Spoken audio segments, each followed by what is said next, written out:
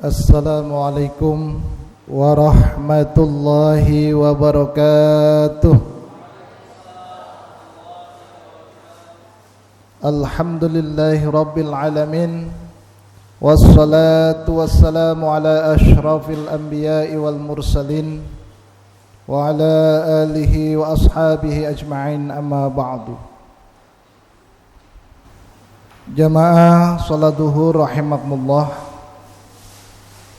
marilah yang pertama dan selalu kita utamakan pada siang yang berbahagia ini. Mengapa berbahagia? Karena kita dalam keadaan sehat. InsyaAllah sehat physically, fisik kita, dan juga InsyaAllah sehat rohani kita.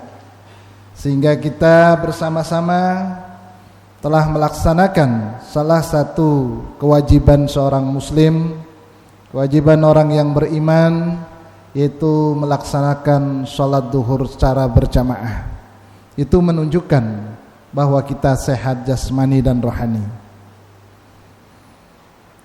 Dan mudah-mudahan kita semuanya termasuk golongan dari orang-orang yang senantiasa mensyukuri segala karunia nikmat Allah yang begitu banyak yang diberikan kepada kita dimanapun dan kapanpun kita berada, sehingga kita termasuk orang-orang yang akan senantiasa ditambah nikmat oleh Allah Subhanahu wa ta'ala dan tidak mendapatkan azabnya. Mudah-mudahan kita semuanya menjadi hamba Allah yang terus-menerus bisa mensyukurinya, minimal dengan asyukru bil qaul, yaitu syukur dengan ucapan alhamdulillahi rabbil alamin.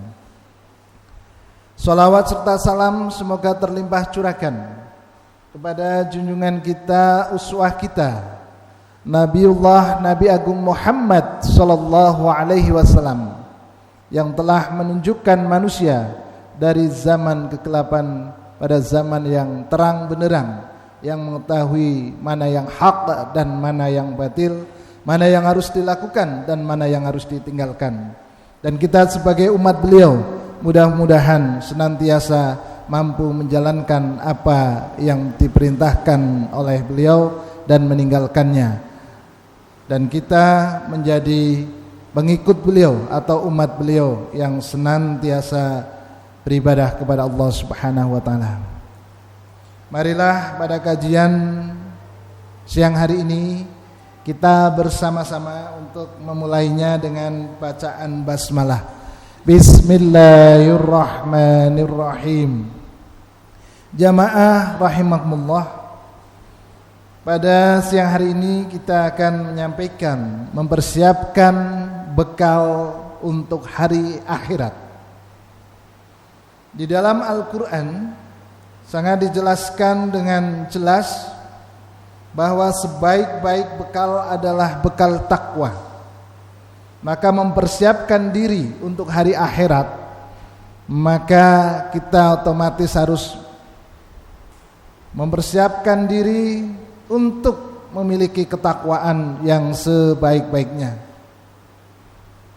Allah Subhanahu wa ta'ala berfirman di dalam Al-Quran surat Al-Baqarah ayat 197, A'udzu billahi minasy syaithanir rajim.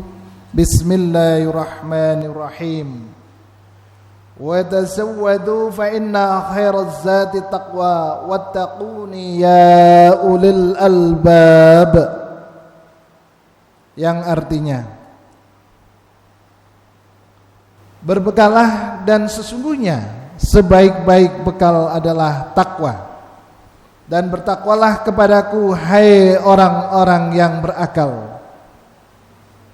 Jamaah yang berbahagia, di dalam ayat ini sangat jelas bahwa sebaik-baik bekal untuk kita semua menuju kampung akhirat yang kita kekal di dalamnya, dan semuanya pasti akan menuju ke sana. Barusan tadi saya takziah pulang, dan insya Allah nanti sore takziah lagi. Itulah kehidupan, di mana kita mengalami kehidupan dan kita akan mengalami kematian yang keberadaannya itu adalah hak. Kullu nafsin dha'iqatul maut. Setiap yang bernyawa pasti akan mengalami kematian. Kapan kita akan meninggal dunia? Wallahu a'lam. Karena itu rahasia Allah Subhanahu wa taala. Yang jelas kita akan sampai ke sana. Kita akan meninggalkan dunia yang kita cintai ini. Dunia yang begitu menyenangkan bagi kita, dengan keturunan kita, dengan keluarga kita, dengan saudara-saudara kita yang kita sangat berbahagia ini, dengan rumah yang kita miliki, kendaraan yang kita miliki, kemewahan-kemewahan lain yang sudah kita miliki, semuanya akan ditinggalkan dengan ketentuan yang Allah sudah tetapkan. Semua akan berakhir. Sehingga apa yang kita miliki semuanya akan ditinggalkan, yaitu untuk menghadap Allah Subhanahu wa ta'ala. Dan bekal yang terbaik itu adalah bekal takwa. Karena itulah sebagai orang yang bertakwa, insyaallah ketika meninggal dunia dalam keadaan husnul khatimah. Karena itu kita diperintahkan, kalau ada orang yang mau meninggal dunia, agar supaya kita mentalkinnya, membimbingnya. Mentalkin itu membimbing orang yang mau meninggal dunia itu, yaitu dengan kalimat la ilaha illallah, tidak ada Tuhan kecuali Allah. Ya. Di situ juga dijelaskan, man qala la ilaha illallah fi akhiri hayatihi atau fi akhiri kalamihi dakhulal jannah. Barang siapa yang di akhir ucapannya atau di akhir hidupnya dia mengucapkan tidak ada Tuhan kecuali Allah, la ilaha illallah, dakhulal jannah, maka dia akan masuk ke surga. Mudah-mudahan kita semuanya mati husnul khatimah. Allahumma amin. Jamaah yang berbahagia, di dalam firman yang lain Allah juga berfirman, Bismillahirrahmanirrahim. Ya ayyuhalladzina amanu taqullaha haqqa tuqatih wa la tamutunna illa wa antum muslimun. Hai orang-orang yang beriman, bertakwalah kepada Allah dengan sebenar-benar takwa kepadanya, dan janganlah sekali-kali kamu mati melainkan dalam keadaan beragama Islam.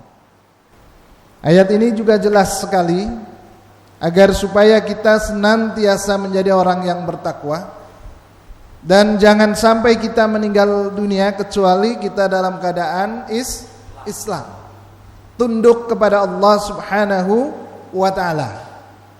Aslama yuslimu, Islam, ya. Salima yaslamu, salamatan, itu dalam bahasa, itu selamat. Jadi agama Islam itu adalah agama yang akan menyelamatkan kepada pemeluknya di dunia maupun di akhirat. Jadi dunia maupun akhirat. Dan untuk dapat selamat dunia akhirat itu kita hendaknya berakidah, beriman kepada Allah Subhanahu wa ta'ala, beribadah, yaitu menjalankan apa yang menjadi perintah Allah dan Rasulnya. Dan yang ketiga adalah berakhlakul karimah. Dan itulah yang disebutkan sebagai amaliyah orang yang bertakwa, beriman kepada Allah, beribadah kepada Allah, dan berakhlakul karimah, sehingga kita nanti akan dijauhkan dari siksa api neraka, dan kita akan menjadi orang-orang yang menjadi penghuni surga. Beriman kepada Allah, yaitu mengakui Allah adalah satu-satunya Tuhan yang menciptakan, yang maha pengasih penyayang, yang tidak ada disembah kecuali Allah Subhanahu wa ta'ala. La ma'buda illallah, tidak ada yang disembah kecuali Allah Subhanahu wa ta'ala. Ini dalam pengertian La ilaha illallah. Jadi kita harus beribadah kepada Allah. Dan di dalam ayat yang menjelaskan bahwa kita harus berislam, harus beragama Islam, karena ini adalah agama yang tadi selamat, agama yang menenteramkan, agama yang akan memberikan kepada para pemeluknya itu adalah tangga tertinggi, yaitu surga Allah Subhanahu wa ta'ala. Jamaah Jum'ah rahimakumullah. Jadi mari kita bersama-sama untuk senantiasa memperbaiki takwa kita kepada Allah Subhanahu wa ta'ala, karena kita adalah orang-orang yang berakal. Orang-orang yang berakal adalah orang-orang yang jika diseru, dipanggil ya, oleh Allah Subhanahu wa ta'ala dan Rasulnya, ini akan senantiasa mendengarkannya, merenungkannya, dan juga mengamalkannya. Bahkan jika itu datang dari Allah dan Rasulnya, kita akan sami'na wa ta'na, kita mendengar dan kita melaksanakannya. Kemudian apa itu takwa? Menurut bahasa, takwa adalah berasal dari kata waqayaki wikoyah, yang artinya adalah memelihara, yaitu memelihara diri dalam menjalani hidup sesuai dengan tuntunan petunjuk dari Allah Subhanahu wa ta'ala dan Rasulnya. Di mana untuk bisa menjalani hidup sesuai dengan tuntunan Allah dan Rasulnya, maka kita semua harus berpegang teguh kepada Al-Quran dan Al-Hadis, di mana disitulah ya, perintah-perintah Allah, larangan-larangan Allah, petunjuk-petunjuk Allah sudah ada secara komplit di dalam Al-Quran dan Al-Hadis. Tinggal kita membacanya ya, karena Al-Quran itu memang untuk dibaca ya. Iqra, bacalah. Sebagai umat Islam yang memiliki kitab Al-Quran, maka bacalah ya. Kita harus memiliki kesempatan waktu untuk, karena itulah wasiat takwa senantiasa diberikan, senantiasa diserukan untuk kita semuanya, karena memang untuk mewujudkannya sangat sulit, yaitu bagaimana kita selalu menjadi orang yang beriman, orang yang beribadah, dan orang yang berakhlakul karimah. Jamaah rahimakumullah. Ibnu Rajab berkata, seorang hamba yang menjadikan sesuatu amal sebagai perisai atau pelindung yang bisa melindungi antara dia dan yang ditakuti. Yang ditakuti itu adalah yang maha kuasa, atau yang ditakuti adalah segala yang diciptakan oleh Allah Subhanahu wa ta'ala, dan kita ya, ini akan memiliki pelindung ya. Kesimpulannya, takwa banyak dimaknai menjalankan segala perintah Allah Subhanahu wa ta'ala dan Rasulullah, dan juga menjauhi semua larangan-larangannya. Ya.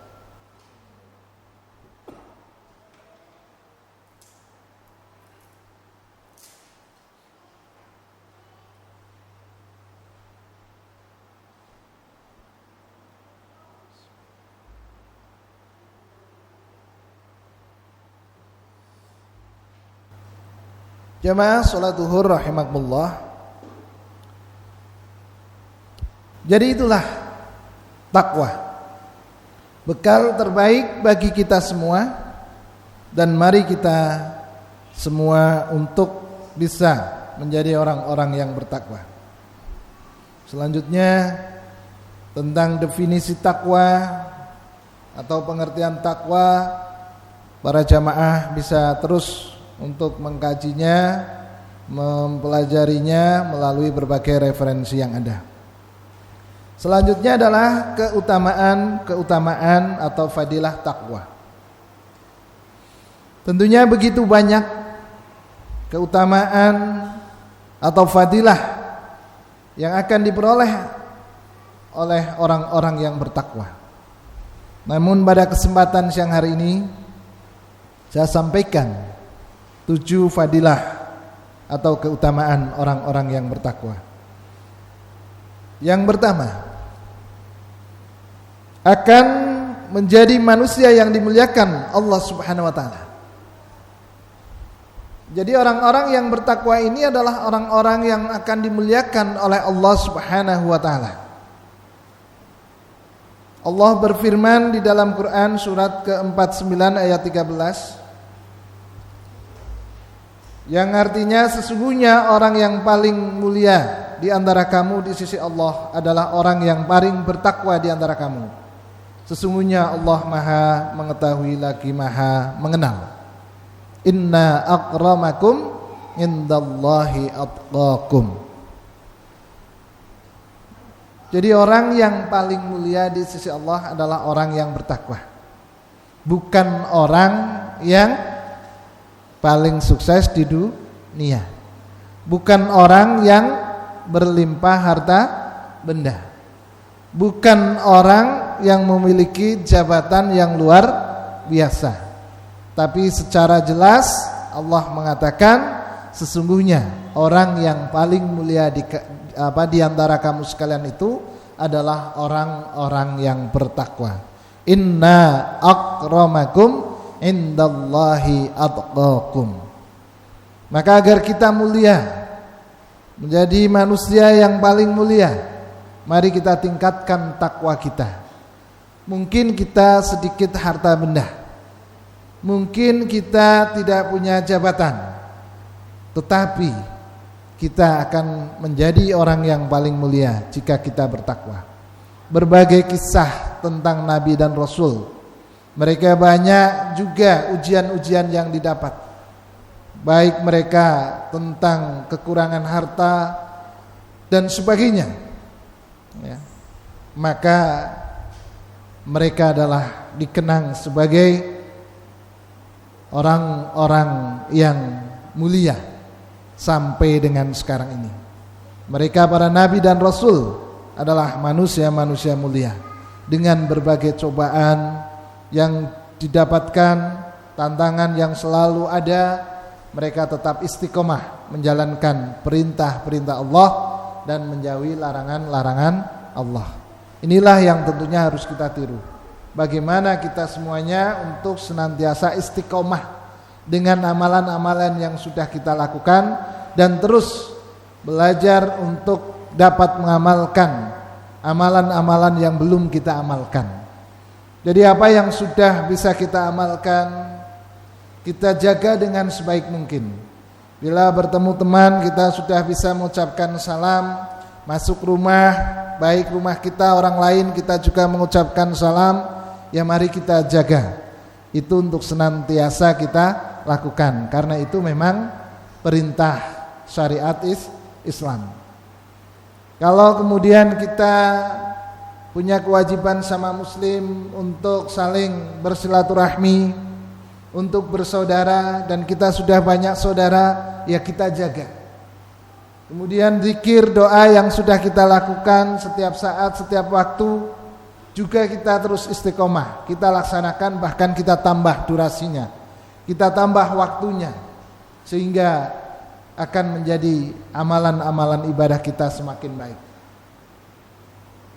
Jamaah salat zuhur rahimakumullah. Yang kedua, orang yang bertakwa akan diberikan furqan atau garis pembeda antara yang benar dan yang salah, antara perintah dan larangan, antara yang halal dan haram, serta akan dimudahkan untuk melakukan kebaikan. Allah berfirman yang artinya, hai orang-orang yang beriman, jika kamu bertakwa kepada Allah, niscaya Dia akan memberikan kepadamu Al-Furqan atau pembeda. Quran surat ke-8 ayat 29. Jamaah rahimakumullah. Sehingga kalau kita menjadi orang-orang yang bertakwa, insyaallah akan peka untuk mengetahui sesuatu itu apakah boleh dilakukan atau tidak. Dan kita pun insyaallah akan mampu mengendalikan diri bahwa sesuatu yang tidak dilakukan kita akan berpikir berulang kali kalau harus melakukan itu. Karena kita sudah mengetahui mana yang hak, mana yang batil. Sudah mampu membedakan. Karena itu mari kita tingkatkan ketakwaan kita agar kita sebagai manusia betul-betul menjadi manusia yang paling mulia, yang mampu membedakan mana yang pantas untuk dilakukan atau mana yang tidak pantas untuk dilakukan sebagai manusia dan sebagai makhluk Allah atau hamba Allah, di mana kita memang diciptakan oleh Allah yaitu dengan tujuan untuk beribadah kepada Allah Subhanahu wa ta'ala. Maka kita pun akan merasa malu, kita pun akan merasa bersalah kalau ternyata hari-hari kita hanya digunakan untuk bersenang-senang atau tidak untuk beribadah kepada Allah Subhanahu wa ta'ala. Kemudian yang ketiga, akan dihapuskan segala dosanya dan diampuni semua kesalahannya. Allah berfirman dalam surat yang sama, yaitu yang ke-8 dan juga ayat yang sama, hai orang-orang yang beriman, jika kamu bertakwa kepada Allah, niscaya Dia akan memberikan kepadamu furqan dan menghapuskan segala kesalahan-kesalahanmu dan mengampuni dosa-dosamu. Dan Allah mempunyai karunia yang besar.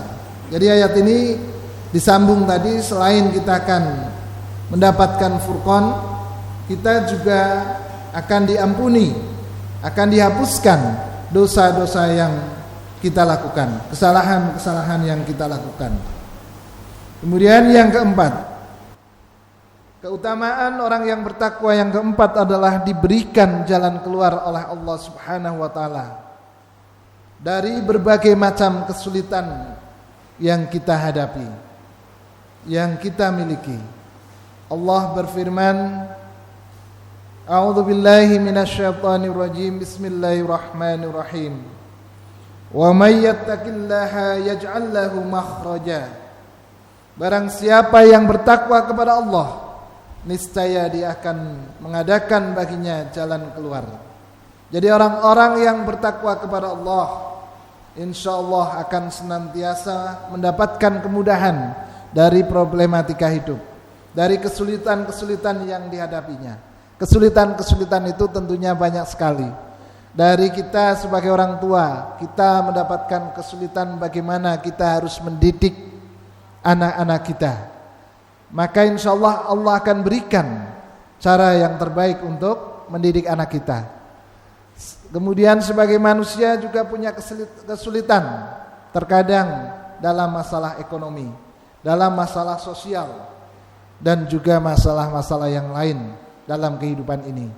Maka dengan ketakwaan Allah akan senantiasa berikan kemudahan, diberikan jalan keluar pada kita semuanya, sehingga kita mampu untuk menghadapi kesulitan itu dengan baik, dengan sabar, dan mampu memecahkannya atau mencari jalan keluar tanpa harus melakukan hal-hal yang tidak dibenarkan oleh hukum syariat Islam maupun hukum negara. Kemudian fadilah yang kelima, Allah menjanjikan rizki dari arah yang tidak disangka-sangka bagi orang yang beriman.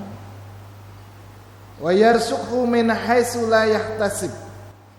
Siapa yang bertakwa, Allah akan memberikan rizki min haitsu la yahtasib, dari arah yang tidak disangka-sangka.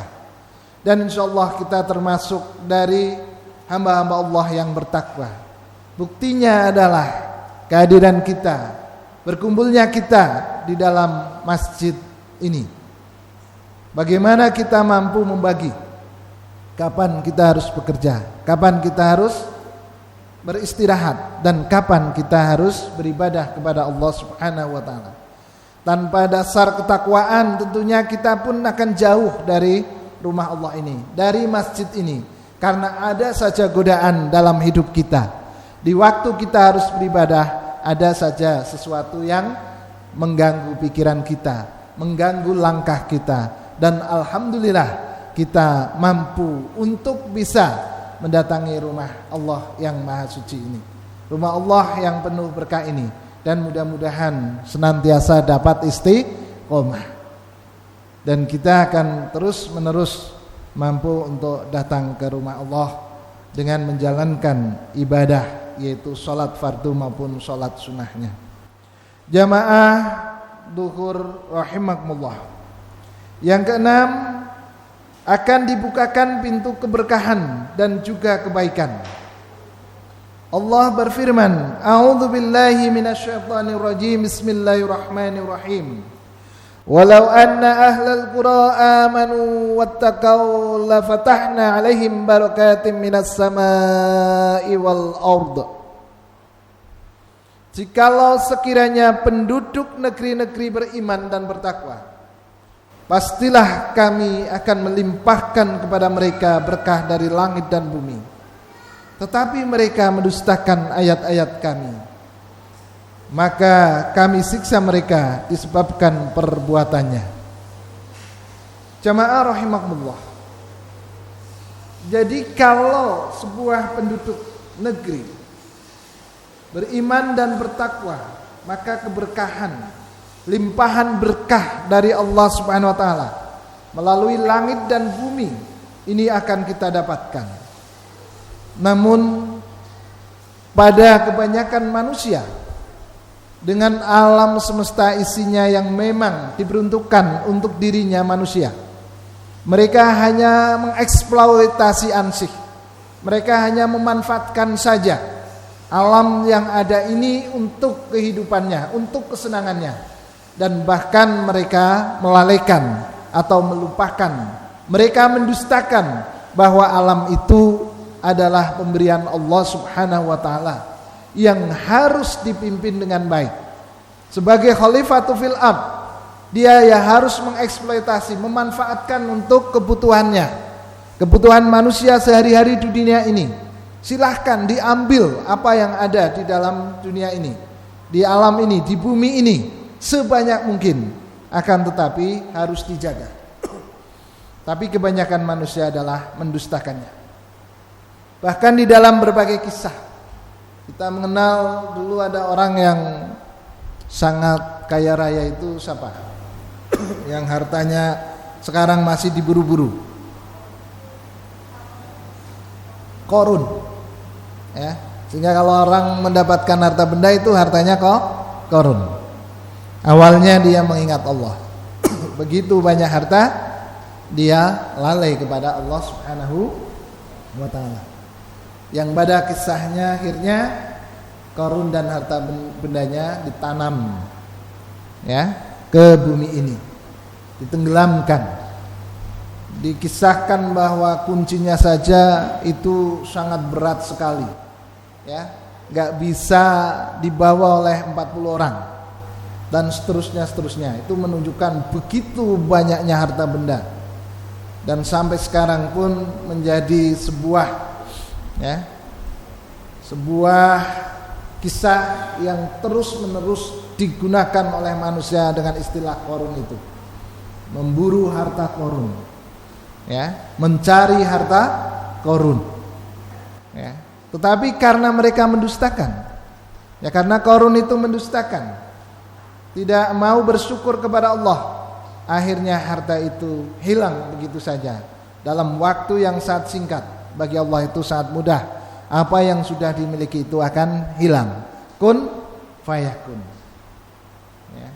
Jadilah hilang, maka hilanglah semua yang sudah dibangun, semua yang sudah dikumpulkan, semua yang sudah dimiliki. Dan tentunya banyak lagi kisah-kisah yang lainnya. Jamaah rahimakumullah. Karena itulah, mari kita syukuri dengan sebaik mungkin apa yang kita miliki, yaitu dengan cara kita senantiasa terus beribadah kepada Allah Subhanahu wa ta'ala, sehingga kita semuanya akan terus mendapatkan keberkahan dari langit dan juga dari bumi. Sehingga sekarang coba bayangkan kehidupan kita yang semakin makmur, tapi semakin banyak orang yang tidak merasa tenang. Kita bayangkan dengan nenek moyang kita, zaman ibu-ibu kita yang pada masanya sangat luar biasa, makan saja sangat sulit sekali, bertempat saja seadanya, nggak ada kayak gini granit itu, apalagi yang ukuran besar kayak gini. Mereka hanya beralaskan tanah tikar, kemudian rumahnya dengan masih banyak dengan apa itu, kepang ya, apa namanya, gedek ya, itu. Mereka mampu untuk bisa taat, rutin datang ke musola, datang ke masjid dengan istiqomah. Bahkan kita melihat bagaimana susahnya mereka harus mengambil air dari belik itu ya, dari sungai, kemudian baru ke musola untuk subuh, untuk isya dan sebagainya. Tuh, sekarang air sudah di mana-mana, tinggal selera yang punya. Pakai ledeng, kanan, kiri, depan, belakang, semua penjuru dipasangi. Tapi uniknya juga tidak punya kesempatan untuk ke masjid, ke musola. Coba kita bayangkan ke sana.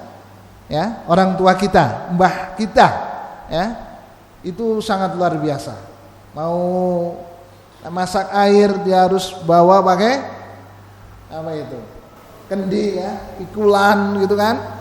Mereka wudu dulu di sana, masih punya kesempatan ya untuk rutin istiqomah ke masjid, taklim gitu kan, sholat fardu, sholat sunnah. Tapi sekarang yang sudah semakin banyak rezeki, semakin modern, apa-apa bisa dikatakan ada, semakin ya tidak nampak di dalam masjid.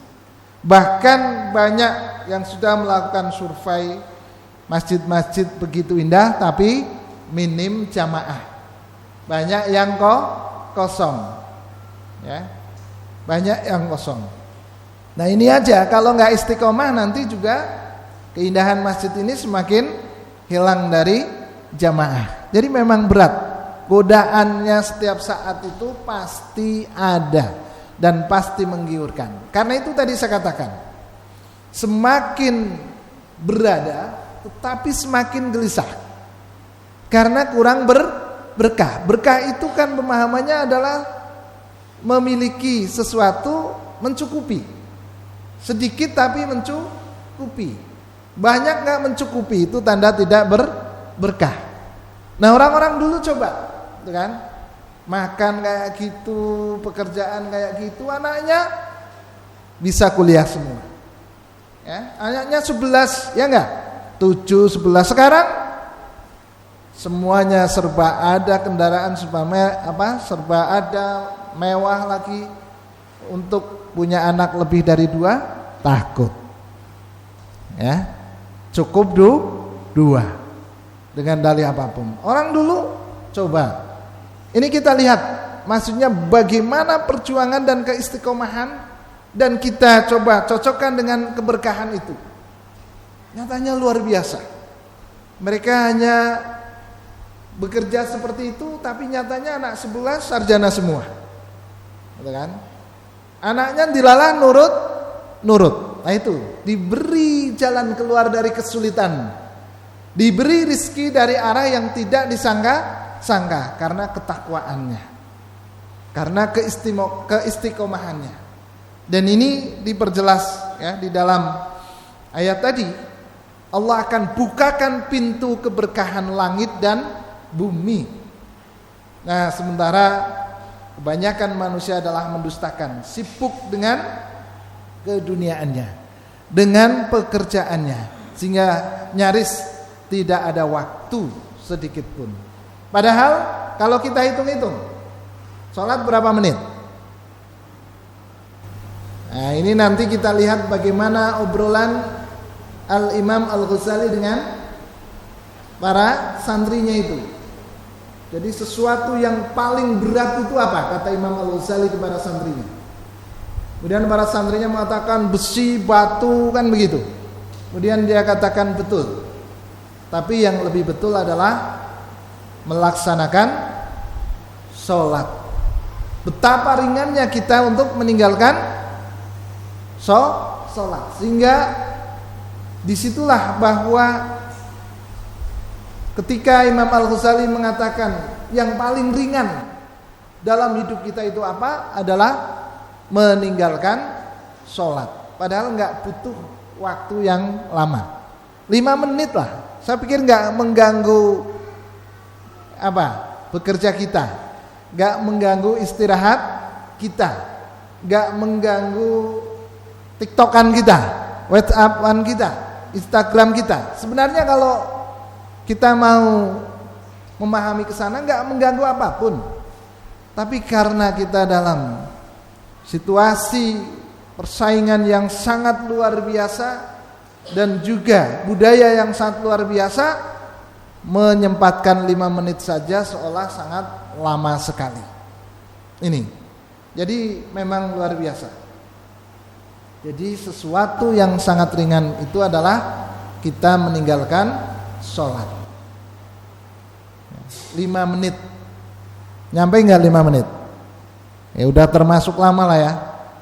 Ya sunnah kira-kira semenit lah. Berarti kalau kita gabungkan wajib dan sunnah ada 7 menit.